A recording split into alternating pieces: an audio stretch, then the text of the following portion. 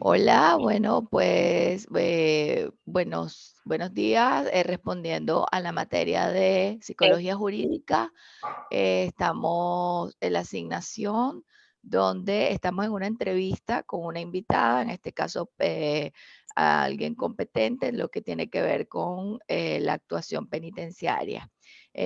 Nosotras como participantes estamos Ana Suárez, Luzmar Medina, mi persona Daiver Pérez, Betania Vargas, María Alejandra Aldana.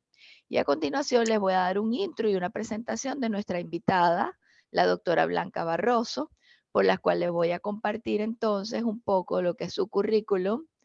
Entonces, vamos a ver si logramos aquí habilitar. Ok, bueno, no está habilitado, pero los voy a ir leyendo. Ok.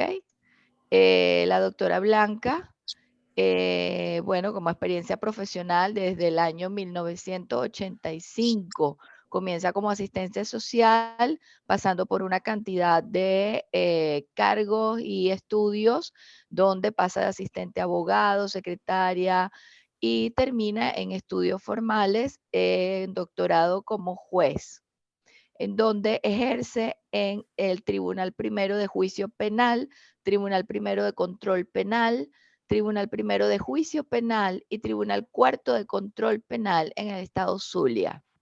¿Ok?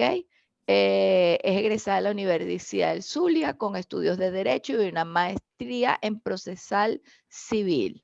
También tiene un diplomado en Derechos Humanos en la Universidad Católica Andrés Bello.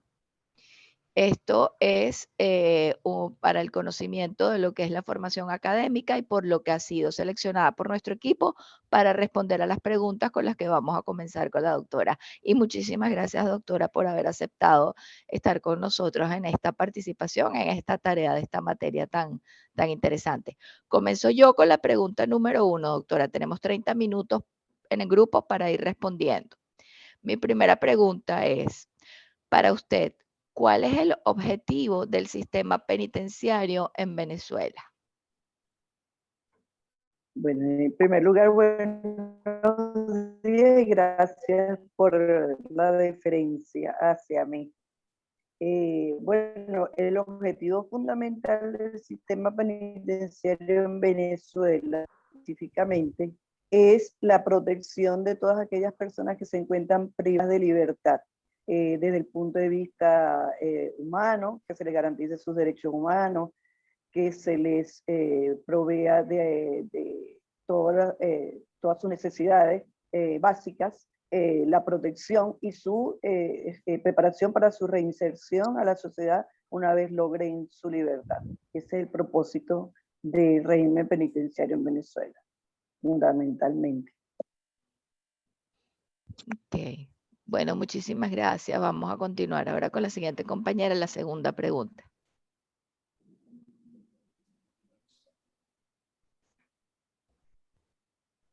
La segunda pregunta. Buenas, ahorita sí. Buenos Buenas, días. mi nombre es Betania Vargas, mucho gusto. La pregunta que yo tengo para usted, gracias. La pregunta que yo tengo para usted es cuál es el perfil más común que se genera entre los reclusos. Cuando me refiero a perfil, me refiero a la razón por la que entre la población de los reos, ¿cuál es primero el crimen que más precede dentro de esta población? Los estatus sociales, o sea, ¿quiénes son las personas que están allí recluidas? ¿De qué estatus social vienen normalmente? Bueno, ahí creo que están mezcladas dos preguntas, ¿no? Porque una sería cuál es el perfil en cuanto al tipo de delito que más es preponderante en cuanto a los que están privados de libertad. Exacto. Aquí en Venezuela, con la reforma del Código Orgánico Procesal Penal, cuando se estableció la aplicación de este nuevo código, se detiene, pero no se priva de libertad, porque hay un proceso de 48 horas con la detención y dependiendo del tipo de delito, se priva de libertad. ¿Qué pasó con este cambio que hubo del Código de Enjuiciamiento Criminal al Código Orgánico Procesal Penal? Que ahora no hay tantas privaciones de libertad como hubo en épocas anteriores, antes de entrada de vigencia del Código Orgánico. Entonces, se priva de libertad los delitos que tienen una pena de privación mayor a los 5 años.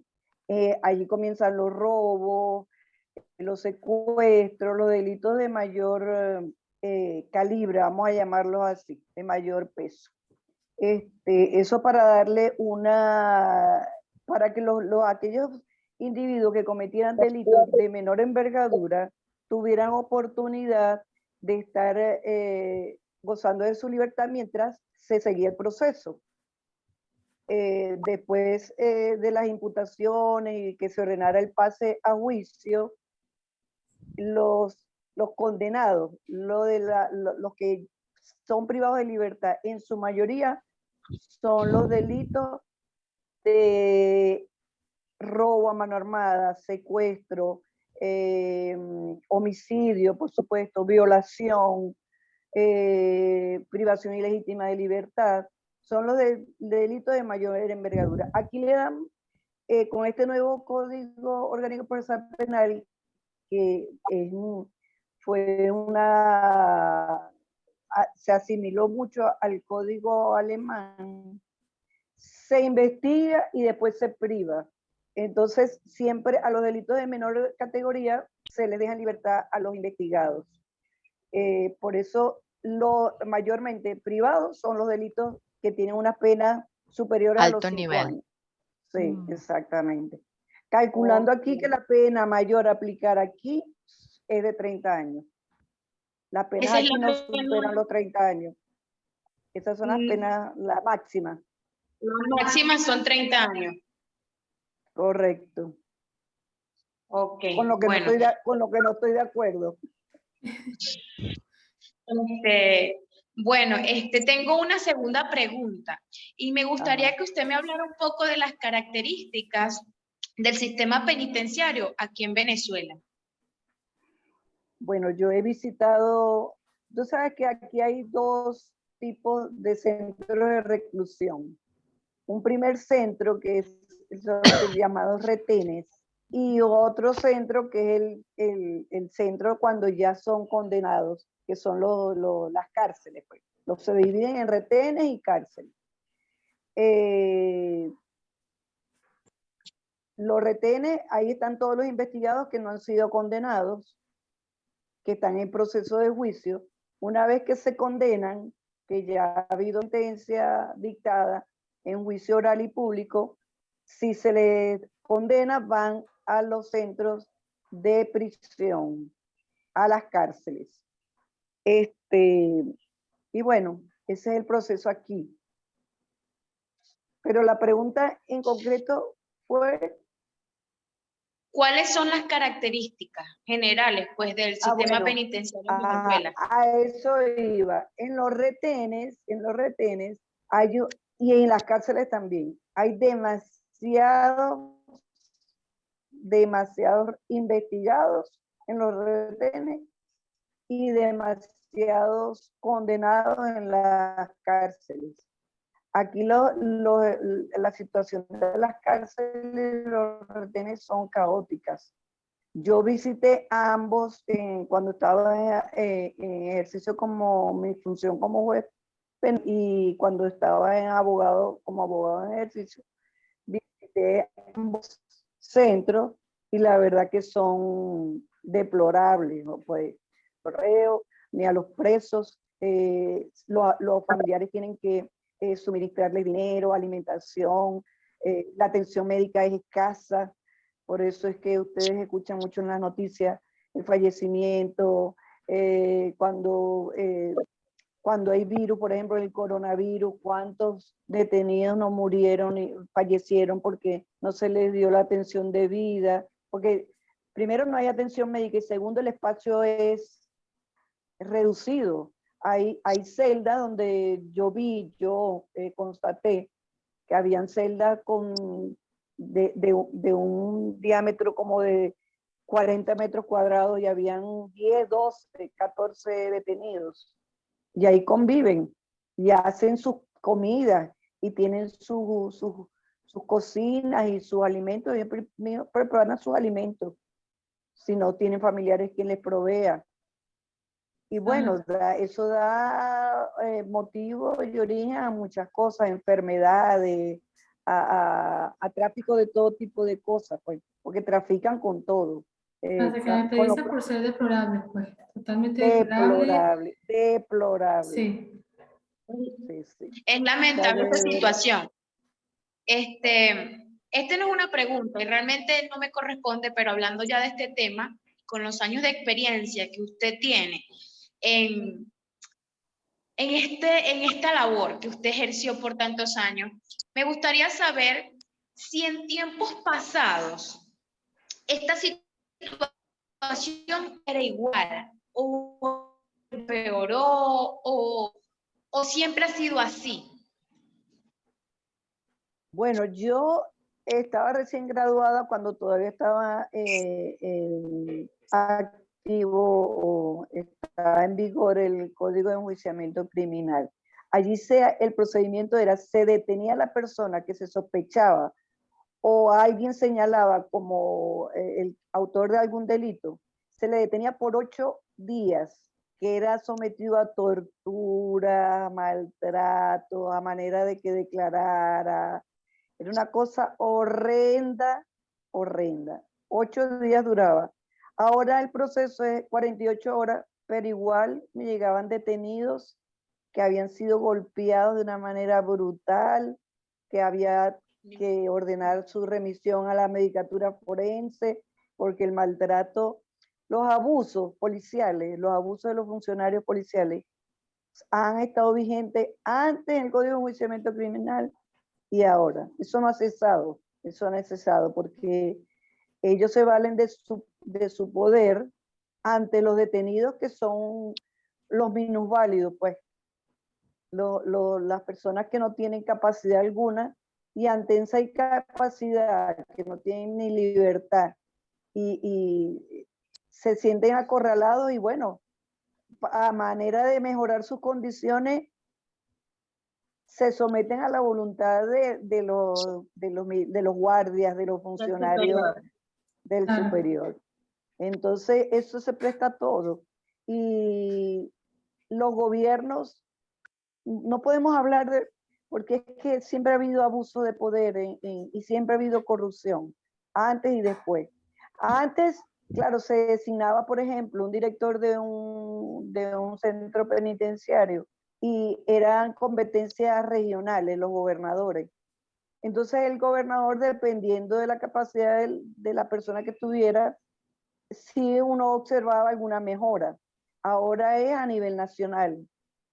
Entonces uno observa que hay unas cárceles que hacen nuevas, que tal, pero hay otras cárceles que uno sabe que allí sucede de todo. Entonces, para mí no ha mejorado, sustancialmente no ha mejorado. El proceso es más rápido, es más claro. Por ejemplo, el juicio oral y público es un proceso bellísimo, porque ahí sí de verdad, si el juez es probo, si el juez no es corrupto, si el juez es imparcial y objetivo, ahí sale la verdad. Uno en un juicio sabe por la prueba si es culpable o inocente, sin lugar a dudas. Yo quería tener una intervención para además ir acelerando el tiempo, porque van 14 minutos y todavía nos faltan muchas intervenciones, tenemos 30. Aquí hay una pregunta, creo que es la pregunta 5, no sé qué compañera corresponda, pero me parece pertinente. La pregunta 5. Ok, Ana, me parece pertinente porque ella ya entra por su propio modo además su propia apreciación, en hablar de lo que es la intervención, de lo que, y es pertinente a la materia porque estamos integrando o procurando integrar cómo la psicología juega un papel acá y cómo la psicología jurídica empieza a intentar tener una acción en cuanto a lo que es justo en diferentes interacciones, no solamente autoridad, delincuencia sino entre las mismas autoridades, entre las mismas delincuencias, familiares, o sea, es muy dinámico. Exacto. Yo no sé si pudiera, Ana, asaltar las próximas preguntas porque habla del rol del psicólogo penitenciario y me parece pertinente para darle como liviandad, porque nos quedan 15 minutos nada más. Sí, perfecto. O sea, la pregunta sería que según su área de trabajo, ¿cuál cree usted que sería el rol del psicólogo penitenciario en todo este proceso, en todo el sistema penitenciario, de acuerdo a sus conocimientos? O sea, ¿qué cree usted que debería ser el No, psicólogo? importantísimo. Importantísimo la presencia de psicólogo y de un equipo multidisciplinario, psicólogo, psiquiatra, sociólogo, y no solamente para los detenidos. Hay que una preparación para los funcionarios, y los funcionarios tienen que estar preparados psicológicamente para la atención que deben dar ellos a los detenidos. Porque Correcto. verdaderamente el maltrato que allí viven los detenidos es horrendo. Entonces van a la necesidad de un tratamiento psicológico a todos los niveles, porque los familiares también necesitan atención psicológica, Claro, porque cuando uno condena a alguien, no solamente se condena a la persona, se condena a la familia, porque de ahí en adelante la familia tiene que estar atenta bueno, casi que a diario de su familiar que se encuentra recluido. claro, Entonces, eso también agobia a la familia. Hay muchas familias destruidas porque uno de sus familiares ha caído en esa situación de privación de libertad. Pueden ser familias que han quedado privados de familia serie. Entonces, todos necesitan de atención. Bueno, es, como les digo, un equipo multidisciplinario que se necesita en todos los centros, tanto de prevención, que son los retenes, como los de privación de libertad, que son las cárceles. Hay una pregunta número 3. Sí, el sí, 4. gracias, doctora. Hay una pregunta número 3 que no sé qué compañera la tiene, que también ahora me parece también muy pertinente porque, bueno, ya la pregunta que la ejecuta es la persona, pero habla del perfil del privado y ahí es cuando entra la importancia, creo yo, Sí, que esa sería pregunta interesante, ¿no? la hizo Betania. Ahorita viene la pregunta 4 que la hace Andreina. Andreina, por favor. Ajá, Buenos Andreina. días, doctora Blanca, ¿cómo está? Sí, yo le quedé dentro de esta serie de preguntas que tenemos mi compañera y yo.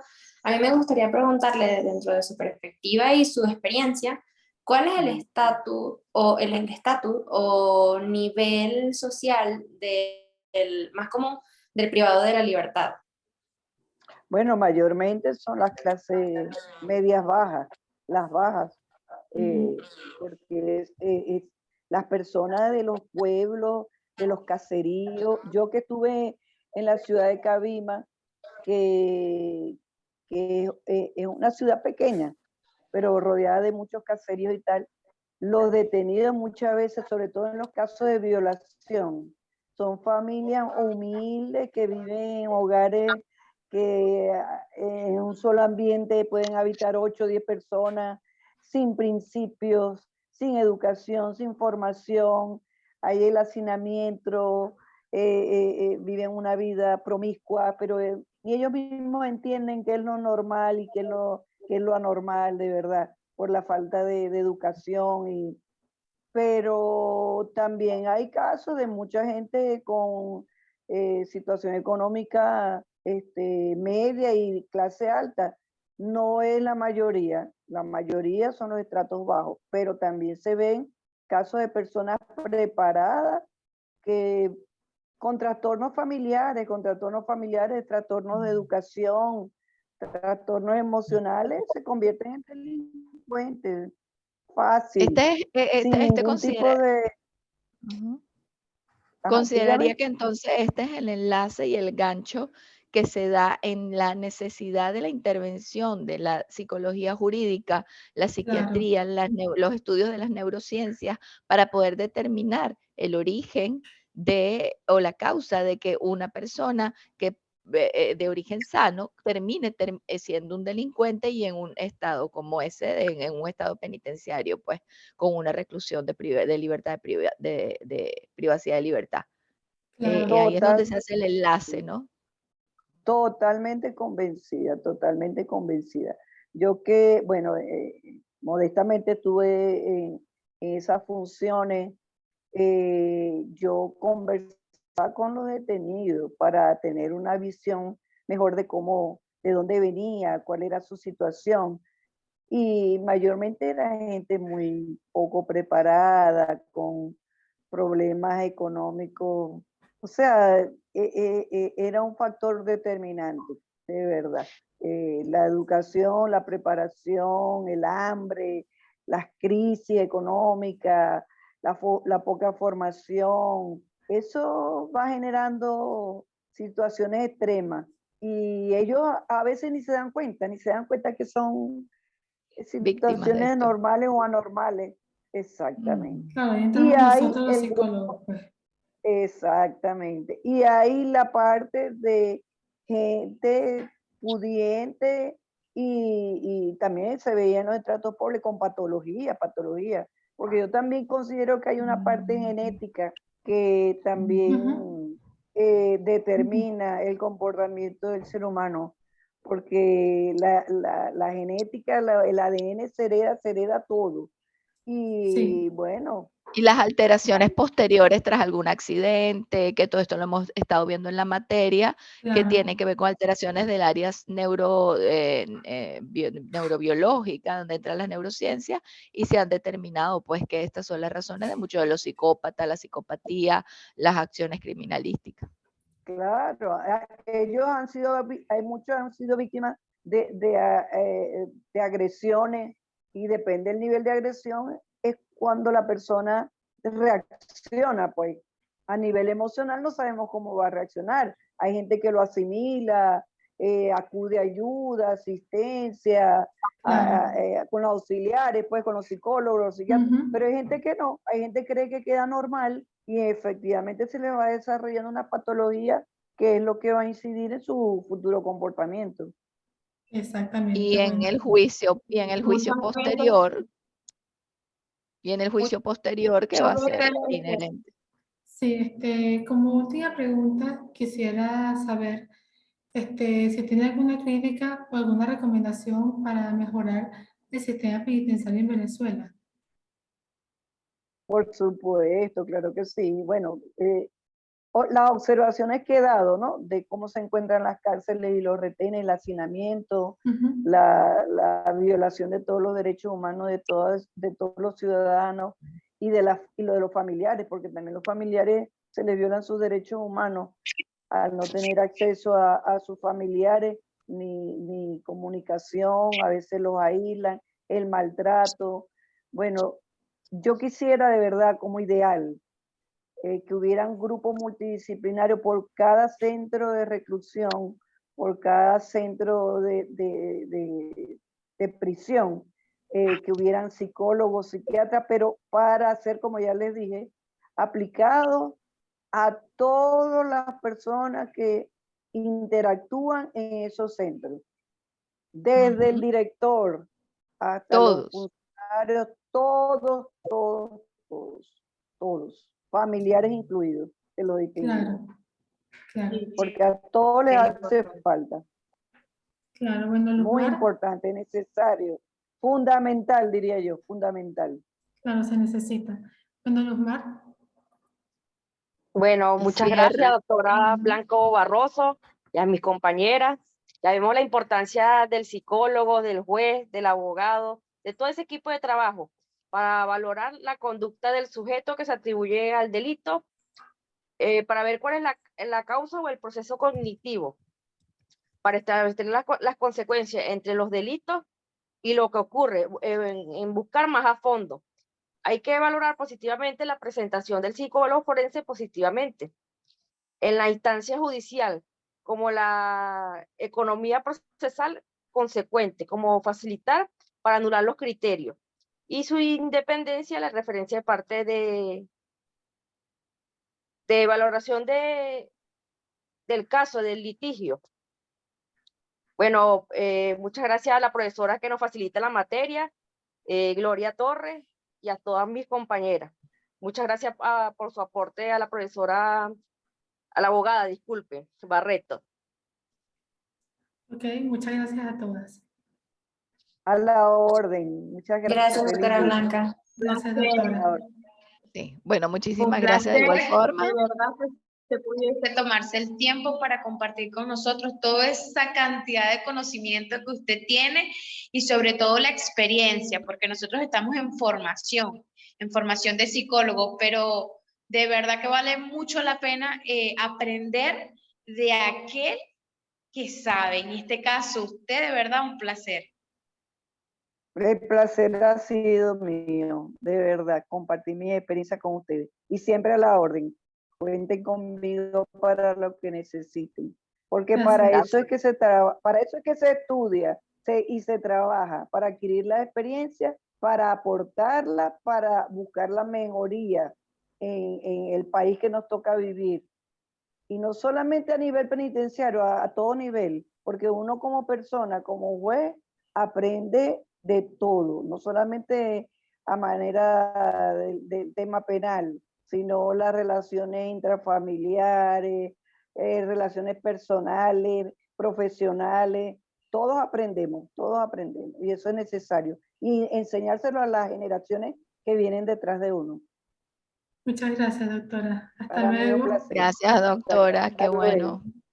Muchísimas Gracias. gracias a todos y gracias, compañeras, una vez más en equipo alcanzando nuestro objetivo. Igualmente. Gracias, hasta Hasta luego. luego.